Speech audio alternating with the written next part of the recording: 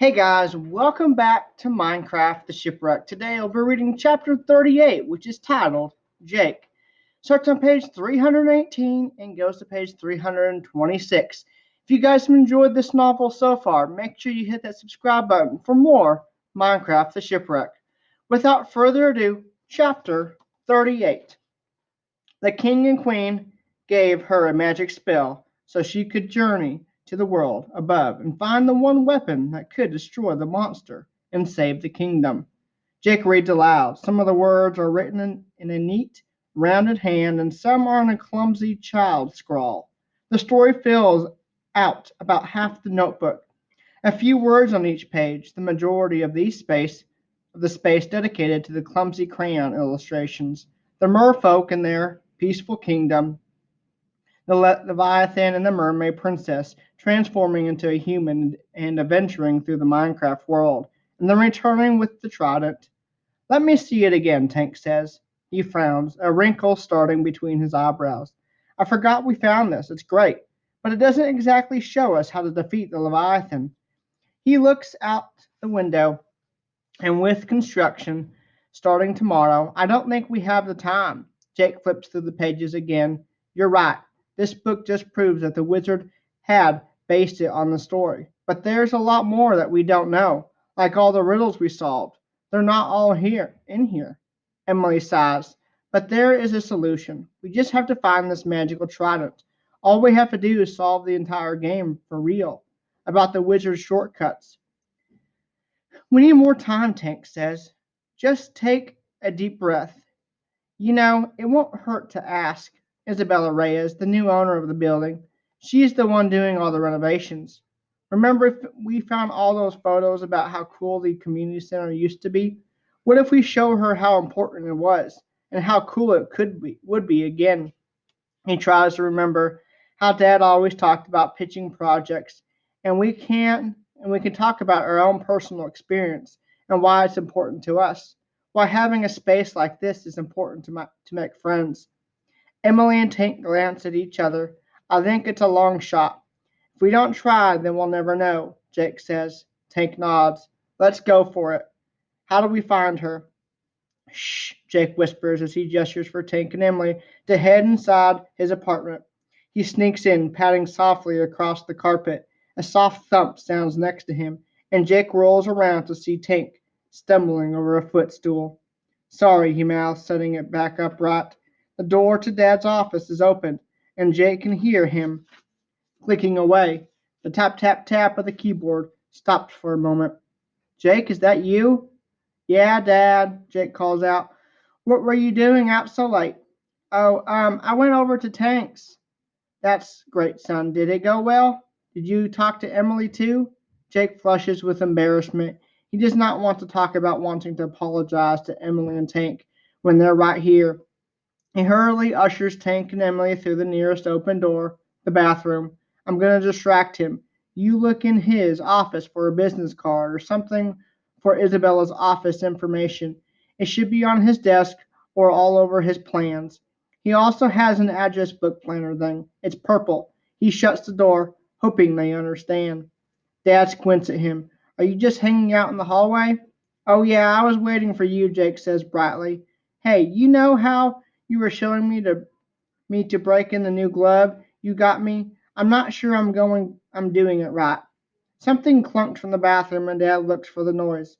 Oh, do not go in there, Jake says, making a face. Dad laughs.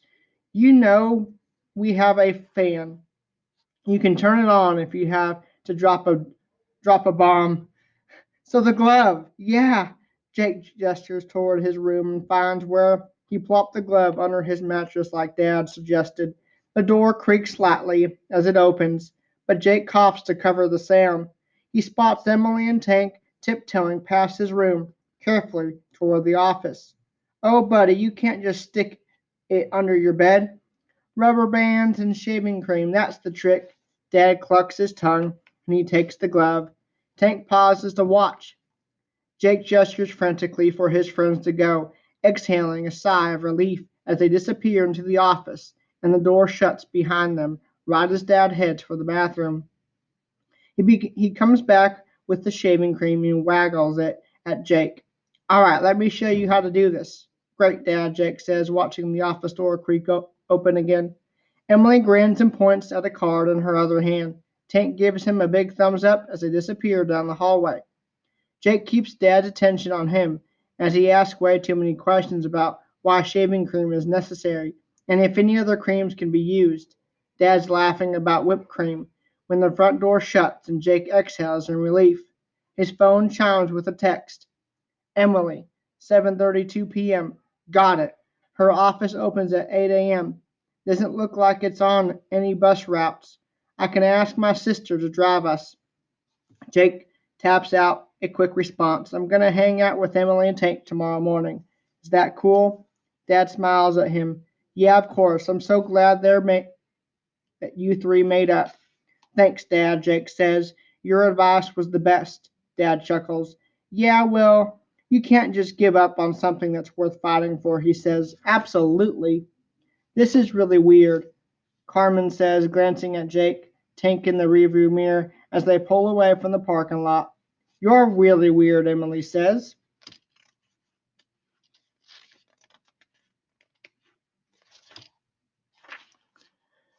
What even is this address? It's like almost downtown, part of our community service project, Emily says. It's a surprise for Miss Jenkins.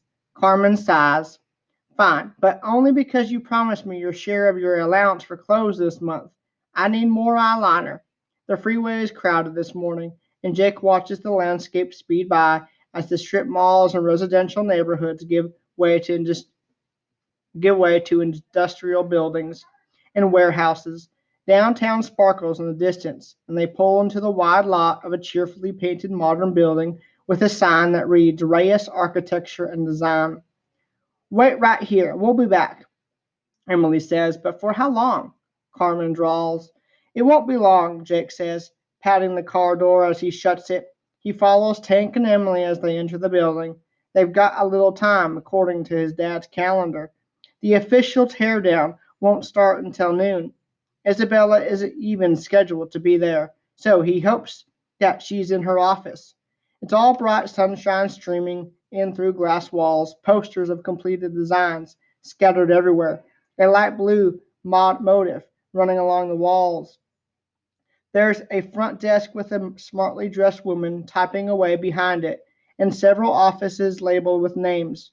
Jake gestures, and they drop down to crouch below the eye level of the receptionist and sneak toward the office labeled Isabella Reyes. Emily reaches up and cracks open the door. Isabella is sitting at her desk, poring over a set of blueprints. She looks up, raising her eyebrow at the three of them. Oh, hello, she says, looking at them with some confusion. Jess, did I have a school tour booked here today? She calls out in a louder tone. The woman from the front desk leaps up and looks at the three of them sheepishly. No, there's nothing on the schedule except for the Pacific Crest construction today, Jess says. I'll see these three out. No, wait, please, Tank says, stepping closer to Jake and Emily. We're actually here about Pacific Crest, Jake says, stepping forward. Please don't tear down the community center. Isabella tilts her head. You're Jake, Nigel's son, right?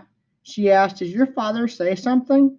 Jake shakes his head. I'm here because I think it was a good place for kids, and it could be a good place again.